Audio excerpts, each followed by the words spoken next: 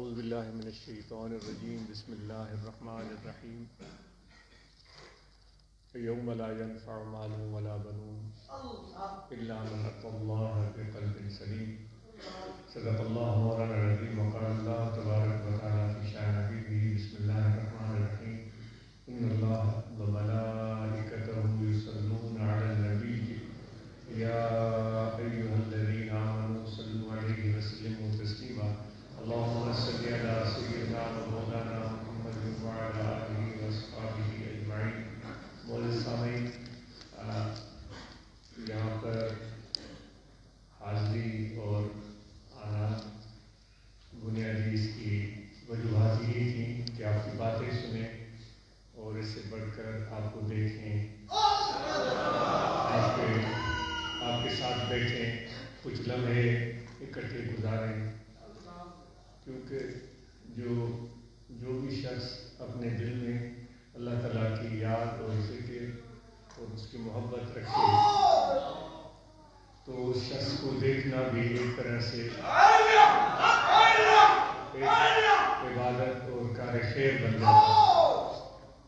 تو آج یہ خیال رکھتا ہے کہ آپ سب اہل دل ذکر والے ہیں کہ آپ کو دیکھنا، آپ کے ساتھ بیٹھنا ایک خوش قسمتی ہے۔ تو جو آیت کریمہ میں نے تلاوت کی اس میں اللہ تبارک و تعالیٰ قلب سلیم کا ذکر فرماتا ہے۔ ہم سب قلب ذکر کرتے ہیں، ہم سب روحانیت کی بات کرتے ہیں، ہم سب اپنے ساتھ ایک روحانی رشتہ بنائے رکھنے کی بات کرتے ہیں۔ مجھے امید ہے کہ یہ صرف ہماری بات زبانی کلامی نہیں ہوگی، ایک دوسرے کے دیکھا دیکھی نہیں ہوگی، بلکہ اس چیز کی حقیقت کو ہم سمجھ پائے ہوں گے اور اس تعلق کو حقیقتاً پیدا کر چکے ہوں گے، ورنہ تو یہ چیز برائے نام ہو جائے گی۔ قلب سلیم جو کس کو کہا جاتا ہے، بہتر علماء کرام آپ کو بتائیں گے۔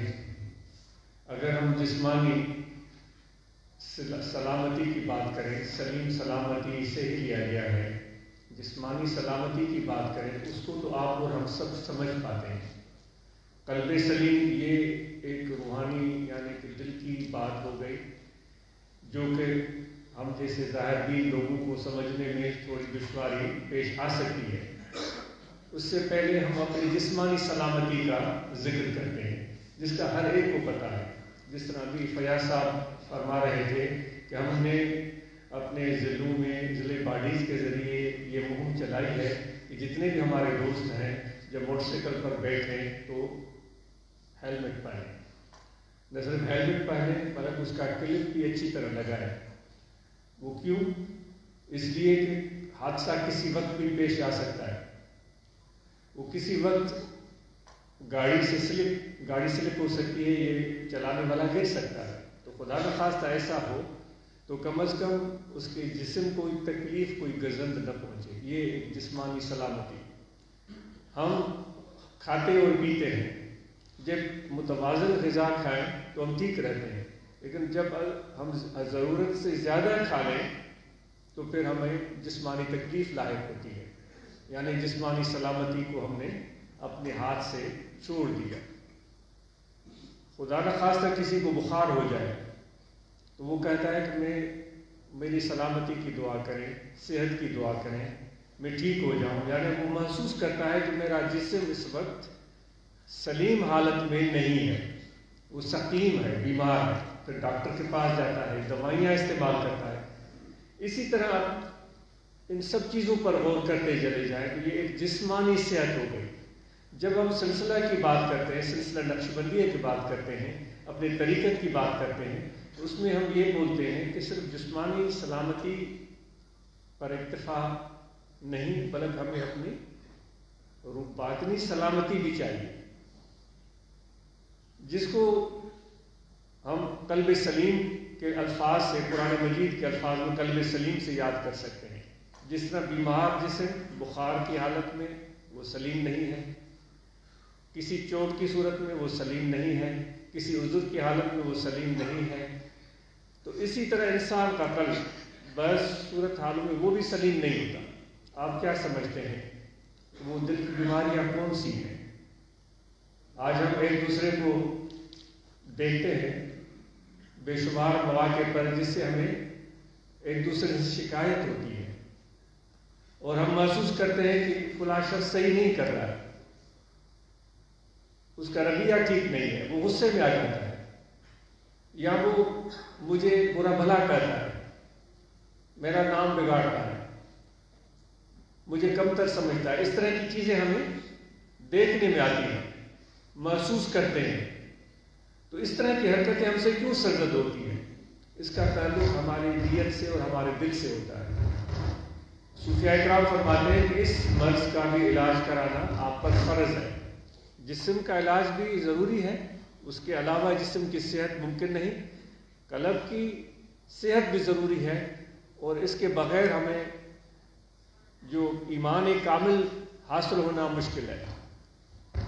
تو جب کہ ہم ایک روحانی سلسلے سے وابستہ ہیں، تو جب ہمارا قلب سلیم نہیں ہوگا، معدے کی ہم بات کرتے ہیں، جیسے ہمارا ہاضمہ ہے وہ ٹھیک نہیں ہے اور ہم چاہتے ہیں کہ ہم طاقتور بن جائیں، اور پھر ہم اس کے لیے مرغن غذائیں کھائیں، بادام کھائیں، اخروٹ کھائیں اور بے شمار چیزیں کھائیں، تو ہمارا معدہ ہضم کر نہیں پاتا، وہ طاقت دینے والی چیزیں ہمارے مرض میں اضافے کا سبب بنتی ہیں۔ تو دوستو، جب تک ہمارے قلب میں سلامتی پیدا نہیں ہوگی تو ہماری عبادتیں بھی ادھوری ہیں، ہمارے سجدے بھی ادھورے ہیں، ہمارے رکوع بھی ادھورے ہیں، اور پھر اللہ تعالیٰ کی نظر میں بھی وہ نماز جو ہے وہ قبولیت کے مقام تک کیسے پہنچے؟ آپ نے حدیث تو سنی ہوگی کہ کتنے نمازی ایسے ہوتے ہیں جن کی نماز قبولیت کے مقام پر نہیں پہنچ پاتی۔ تو اس قلب کی سلامتی کے لیے پہلے ہم سمجھیں کہ اس کے مرض کیا ہے۔ جیسے ہمارے دل میں کینہ پیدا ہو جاتا ہے، بغض پیدا ہو جاتا ہے، تکبر آ جاتا ہے، خود پسندی آ جاتی ہے، ہمارے دل میں اور بے شمار چیزیں آ جاتی ہیں جس کو ہم اہمیت نہیں دیتے۔ اس روحانی سلسلے میں ان چیزوں کو اہمیت دی جاتی ہے، صرف زبانی جمع کلامی تک نہیں، بلکہ حقیقتاً پہلے تو اس مرض کا ادراک اور پھر اس کی دوری کے لیے کوئی علاج۔ سب سے بڑا علاج جو ہے وہ اہل دل کی صحبت ہے، ان کی صحبت میں بیٹھنا، ان کی باتیں سننا۔ کبھی وہ میٹھی باتیں ہوں گی، کبھی کڑوی باتیں ہوں گی، کبھی سمجھ میں آئیں گی، کبھی سمجھ میں نہیں آئیں گی۔ ہمیں صبر اور استقامت سے ان باتوں کو سننا پڑے گا تاکہ ہم اپنے اس اندر کی بیماری کو دور کر سکیں۔ یہ کس لیے باتیں کی جا رہی ہیں؟ کیونکہ ہم اپنے آپ کو، اپنے روح کو، اپنے قلب کو سلامتی سے ہم کنار کرنا چاہتے ہیں۔ روحانی سلسلہ ہے، روحانیت پانا چاہتے ہیں، اپنے اندر کو درست کرنا چاہتے ہیں، کیونکہ دنیا والے ہم ایک دوسرے کو ظاہر کو دیکھتے ہیں، اس کی جسمانی طاقت کو دیکھتے ہیں، اس کے لباس کو دیکھتے ہیں، لیکن اللہ تعالیٰ فرماتا ہے میں تمہاری جسمانی طاقت اور تمہارے لباس، تمہاری شکل کو میں نہیں دیکھتا۔ اللہ تعالیٰ فرماتا ہے میں تمہارے دل کو دیکھتا ہوں۔ اللہ تعالیٰ فرماتا ہے میں تمہاری نیت کو دیکھتا ہوں۔ اور ہم سب یہ چاہ رہے ہیں کہ اللہ تعالیٰ کے قریب ہوں۔ اس سلسلہ عالیہ سے وابستگی ہماری کیوں ہے؟ کہ ہم اللہ تعالیٰ کے قریب ہوں، تو پھر اس چیز کو درست کرنا پڑے گا جو اللہ تعالیٰ کی منظرگاہ ہے، وہ ہمارا دل ہے۔ اسی لیے ہم اس طریقت سے وابستہ ہیں، اور اسی لیے ہم ذکر کرتے ہیں، اسی لیے ہم صحبت کرتے ہیں۔ جب اس کیفیت میں ہمیں استقامت مل جائے تو پھر نماز جب ہم ادا کرتے ہیں تو پھر وہی حدیث میں جو حضور نے فرمایا کہ اس طرح نماز پڑھو کہ جیسے تم اللہ کو دیکھ رہے ہو، تعبد اللہ کأنک تراہ، ایسے عبادت کرو اللہ تعالیٰ کی جیسے کہ تم اللہ تعالیٰ کو دیکھ رہے ہو۔ کتنی بڑی بات ہے، کتنی بڑی بات ہے۔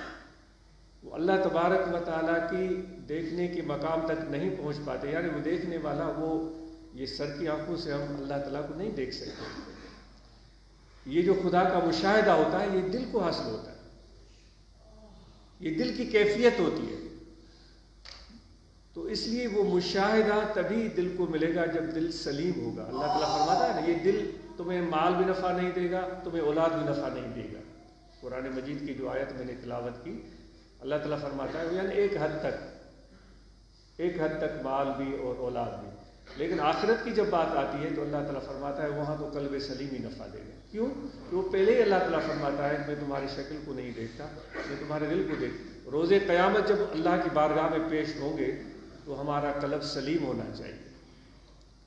تو اس لیے میرے دوستو، ہم اور آپ ذکر کی طرف توجہ اور شوق رکھیں، اور اس کے ساتھ یہ جو طریقہ علی کی تعلیمات ہیں ان کو سمجھنے کی کوشش کریں. اور اس بات کو مختصر کرتے ہوئے میں عرض کرتا ہوں کہ اتنے ضلعی عہدیداران، شاید 10 ضلعوں کی بات کی گئی، کم و بیش وہ یہاں تشریف فرما ہے.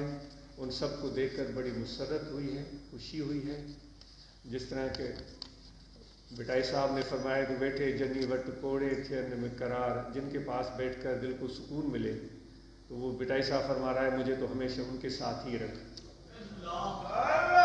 تو یہ کون لوگ ہیں جن کے ساتھ بیٹھ کر دل کو سکون ملتا ہے؟ کیا یہ دولت مند ہوتے ہیں؟ کیا یہ طاقت والے ہوتے ہیں؟ کیا تخت والے ہوتے ہیں؟ کیا وہ حسین ہوتے ہیں شکل کے؟ کیا ان کی خصوصیات کیا ہے؟ ان کی خصوصیات یہی ہیں کہ ان کے دل میں کوئی خواہش نہیں ہوتی، کسی کے ساتھ کوئی طمع نہیں ہوتی. ان کا ملنا اپنے مفاد کے لیے نہیں ہوتا، ان کا بیٹھنا اپنے مفاد کے لیے نہیں ہوتا. وہ سب لوگوں سے محبت کرتے ہیں بغیر کسی تفریق کے. جس طرح حضور علیہ السلام نے ارشاد فرمایا تھا کہ آج تم سب سن لو کہ کسی کو عربی کو اجمی پر، اجمی کو عربی پر، گورے کو کالے پر، کالے کو گورے پر کوئی فوقیت نہیں ہے، سب تم برابر ہو. تو اس حضور علیہ السلام کی اس تعلیمات کے مطابق، جبکہ اس وقت ہم بٹے ہوئے ہیں قوموں میں، قبیلوں میں، ذات پات، اور بے شمار ہمارے اندر تفریق پیدا ہو چکی ہے. اس وقت میں ہم اس طرح مختلف رنگ اور خوشبو کے پھول جب اکٹھے نظر آئے تو کتنا خوبصورت گلدستہ بنتا ہے. آپ کو مجھے ایک گلدستے کی طرح محسوس ہوتا ہے. تو یہ خوبصورتی آپ کی برقرار رہے. پھول کی خصوصیت کیا ہوتی ہے؟ وہ خوشبو بکھیرتا ہے، اپنے لیے نہیں، جو آس پاس ہوتے ہیں ان کے لیے. پھول کی خصوصیت کیا ہوتی ہے؟ وہ حسن کا جلوہ دکھاتا ہے، اپنے لیے نہیں. جو اس حسن نظر سے اس کو دیکھے ان کے لیے اپنی خوبصورتی کو عام کرتا ہے. پھول خوشبو کو اس وقت بھی پھیلا رہا ہوتا ہے جب کوئی اس کو توڑ کر اپنے ہاتھوں میں مسل دیتا ہے، اور وہ خود مسل کر اس کو پھینک دیتا ہے، اور پھول اس گرنے کے بعد مٹی ہو جاتا ہے. لیکن یعنی کہ وہ پھول مرتے مرتے بھی اس مسلنے والے کے انگلیوں میں خوشبو چھوڑ کر جاتا ہے. یہ بڑی بات ہے. تو دوستو، اس طرح بے لوث ہو کر ہم لاتما ہو کر خدمت کریں اور اس پیغام کو عام کریں. مجھے امید ہے کہ آپ تنظیم کے کام کو بہتر بنائیں گے اور اپنے جذبے کو برقرار رکھیں گے. اور میں عرض کر رہا تھا کہ وہ قلب سلیم، تو جب ہمارے دل کی سلامتی آئے گی تو پھر نماز کی برکتیں بھی ہمیں ملیں گی. ورنہ تو آپ اور ہمارے سجدے ادھورے ہیں، نامکمل ہیں. جب قلب ہمارا سلیم ہوگا تو پھر ہمارے رکوع بھی پیارے ہو جائیں گے. جب ہمارا قلب سلیم ہوگا تو پھر ہمارا چلنا پھرنا، اٹھنا بیٹھنا، بولنا سب ثواب ہی ثواب، عبادت ہی عبادت بن جائے گا. آپ کو سکون مل جائے گا، آپ کو طمانینت حاصل ہو جائے گی. تو بڑی اس کی مسرت ہوئی آپ کے سب احباب کی آواز سن کر کہ 16 جنوری تک سلیکشن بھی دوستوں نے مکمل کر لی، اور وقتاً فوقتاً جو ہماری ترجیحات ہیں دوستوں کو اس کے بارے میں آگاہ کیا جا رہا ہے. آپ سے یہ گزارش ہے کہ ایک خاندان کی صورت میں باہمی محبت اور پیار سے رہیں، میاں اور بیوی ایک دوسرے کے ساتھ بہترین سلوک کریں. اور قرآن مجید میں اللہ تعالیٰ نے یہ فرمایا ہے کہ عورت مرد کے لیے لباس ہے، مرد عورت کے لیے لباس ہے. لباس کا کام کیا ہوتا ہے؟ وہ ڈھانپتا ہے، جسم کو ڈھانپ دیتا ہے. وہ اس کے جسم کے عیوب کو ظاہر نہیں کرتا. اگر میرا پیٹ نکلا ہوا ہے، میں قمیض پہن لوں تو وہ میرا پیٹ نظر نہیں آئے گا، وہ اس کو ڈھانپ دے گا. یعنی کہ لباس کا کام یہی ہوتا ہے کہ عیوبات کو چھپا دینا. تو میاں اور بیوی کا بھی ایسا رشتہ ہو، بے لوث محبت اور پیار، نرمی. حضور علیہ السلام نے علی الاعلان صحابہ کے سامنے فرما دیا کہ آپ سب میں سے سب سے زیادہ اپنے ازواج مطہرات سے پورے عرب میں مجھ سے ہے کوئی جو مجھ سے بڑھ کر اپنے بیویوں سے پیار کرے اور ان کے ساتھ محبت کرے. تو اسی طرح خواتین کو بھی چاہیے اپنے مردوں کی عزت کرے. اس سے کیا ہوگا، آپ کے بچوں کی تربیت اور ان کا تربیت اور تعلیم بہتر ہوگی. اگر میاں بیوی کا اتفاق نہیں ہے تو بچوں کے مزاج پر برا اثر پڑے گا. تو اس لیے اپنے گھروں کا ماحول بہترین بنائیں. اور سب دوستوں کو میں اپنے آپ کو نصیحت کرتا ہوں اور آپ سب کو بھی کہ عشائیہ ڈنر اپنے فیملی کے ساتھ کریں، اپنے بچوں کے ساتھ کریں اور بچوں کی بات سنیں. بچوں کو بولنے دیں، وہ اپنی باتیں سنائیں گے آپ کو. اور وقتاً فوقتاً آپ بھی اچھی اچھی باتیں حضور علیہ السلام کی محبت والی باتیں، رحمت للعالمین، بچوں کے ساتھ کتنی شفقت کرتے تھے، اور ان کی اور اپنے مشائخ کی، اپنے مرشد کامل کی باتیں بتائیں تاکہ ان کے دل میں بھی یہ ذکر اور محبت اور یہ شوق پیدا ہو. تو برانچز میں قرآن مجید کا سلسلہ ضرور ہونا چاہیے. ہمارے بیٹے اور بیٹیاں قرآن مجید پڑھیں، اور جتنے بھی برانچز ہیں وہاں مراقبے کا اہتمام ہو. جتنی بھی برانچز ہیں ہفتے وار اجتماع کا اہتمام ہو، اس میں شرکت کریں. کبھی بھی یہ نہ سوچیں کہ میں آیا ہوں، میں بیٹھ کر چلا گیا. نہیں ہوا. آپ کا آنا، بیٹھنا، دوستوں کو دیکھنا، یہ بہت بڑی سعادت ہے. اس کو ایسے نہ سمجھیں، کیونکہ جب ایک قطار میں آپ قطارے گئے ہیں اور اس کے ساتھ آپ منسلک ہیں تو اس تعلق کو دل سے محسوس کریں. اپنے بھائیوں کی طرح ایک دوسرے سے محبت اور پیار کے ساتھ پیش آئیں. بڑی اچھی بات ہے کہ ہمارا دوست کوئی تکلیف میں ہے تو بڑی دوست نے بات سنائی کہ ہم قرض حسنہ کی بات کرتے ہیں کہ ان کی مدد ہو سکے. اور مجھے اگر قرض حسنہ ملا ہے تو میری یہ صورت حال ہونی چاہیے کہ میں اس کو استعمال کروں گا اور کل میں کسی اور کی مدد کروں گا، اور میرے اندر یہ ایک تڑپ ہو. یہ نہیں کہ ہر وقت میں ہاتھ سوال کا ہاتھ دراز کیے کھڑا رہوں کہ بھائی میرے لیے کچھ مدد کے لیے کچھ کرو کچھ کرو. کبھی بھی یہ مجھے زیب نہیں دیتا. تو اس طرح ایک دوسرے کی مدد کریں. اور صحت کی بات کی گئی، بلڈ پریشر کا خیال رکھیں، اپنے وزن کو ہم کنٹرول میں رکھیں، اور جسمانی مشقت، واک، دوڑنا جو بھی ہو سکے روزانہ بلا ناغہ کریں. اللہ تعالیٰ آپ سب کو صحت مند، سلامت، خوش اور عافیت سے رکھے. آپ سب کا بہت شکریہ. آپ نے انتظار کیا، مجھے تھوڑی دیر بھی ہو گئی، اور آپ سب دعاؤں میں یاد رکھیے گا. آپ سب کا بہت شکریہ. دعائیں خیر ہے، ہم سب کے لیے دعا ہے. اللہم صلی علی سیدنا مولانا اللہم خیر صلی اللہ تعالی علی سیدنا مولانا محمد و علی. جزاک اللہ.